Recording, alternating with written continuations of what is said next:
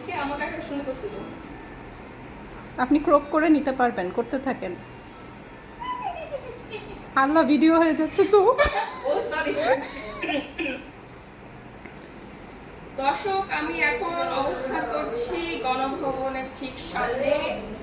বর্তমান পরিস্থিতি আমরা পর্যবেক্ষণ করে দেখতে পাচ্ছি যে জনতার উল্লাস, রাজধানীর বিভিন্ন জায়গা থেকে জনতা আবির্ভাব হচ্ছে।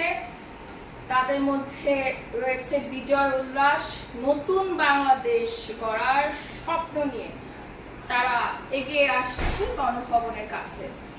যদিও কিছুক্ষণ আগে কারফিউ জারি করেছিল, কারফিউ চলাকালীন অবস্থা থেকে সেনাবাহিনীরা তাদের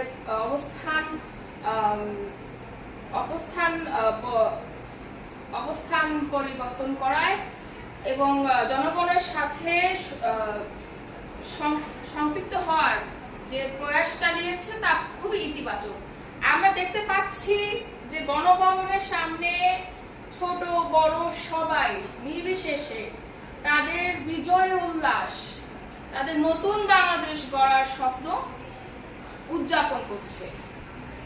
তবুও এখানে কিছু অপ্রীতিকর ঘটনাও ঘটছে, যেমন গণভবনের কিছু জাতীয় সম্পদ বলতে আমরা যা বুঝি, কেউ, এই যে আমার সামনে দর্শক দেখতে পাচ্ছেন, একজন রেফ্রিজারেটর নিয়ে চলে যাচ্ছে, আরেকজন দর্শক এইদিকে ক্যামেরাটা দেখলে দেখা যাচ্ছে যে এখানে একজন হাঁস নিয়ে যাচ্ছে। আমরা বিভিন্ন জায়গায় যদি দেখি যে জনগণের উল্লাসের শেষ নেই। এটি তাদের বিজয়ের উল্লাস। কোটা আন্দোলন থেকে সেই 1.5 মাস যাবৎ যে স্বৈরাচারী অত্যাচার হয়েছে, ছাত্রদের যে জীবন মায়া ত্যাগ করে তারা যে এই স্বাধীনতা ধরে এনেছে তা খুবই আশাজনক, যা আমরা এখন দেখতে পাচ্ছি।